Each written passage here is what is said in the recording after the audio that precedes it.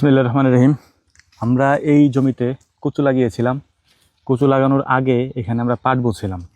পাট ঠিকমতো না হওয়ার কারণে মূলত কচু লাগানোর সিদ্ধান্ত আমরা নিলাম পরবর্তীতে। কিন্তু যখন কচু লাগানো হয়ে যায়, বিশেষ করে কচুতে যেহেতু পানি দিতে হয় প্রচুর পরিমাণে, এই পানি যখন আমরা দেওয়া শুরু করছি এবং গত কয়েকদিন যখন টানা বৃষ্টি হয়েছে, তারপরে দেখলাম যে আমাদের এখানে যে পাটগুলা ছিল, যেগুলো জ্বালায় নেই বা যে কারণে আমরা এখানে কচু চাষ করছি, সে সব কিছু ভ্যানিশ হয়ে যায়।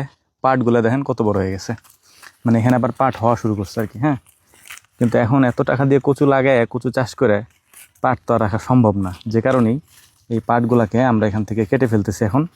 আর কচুগুলাকে সুন্দর করে নিড়ানি দিয়ে, নিড়ানি যেহেতু আমাদের একবার দেওয়াই লাগতো, তাই একবারে নিড়ানি দিয়ে দিচ্ছি আমরা। নিড়ানি দেওয়ার পরে এরপর সার পানি যেটা দেওয়ার দেবো ইনশাল্লাহ। আমি এটা দেখে অবাক হয়ে গেছি যে কচু লাগানোর আগে আমরা এখানে পাট বুনলাম, পাট হইলো না, কিন্তু কচু লাগানোর পরে বারবার যেহেতু পানি দিছি, পাটের দানাগুলো হয়তো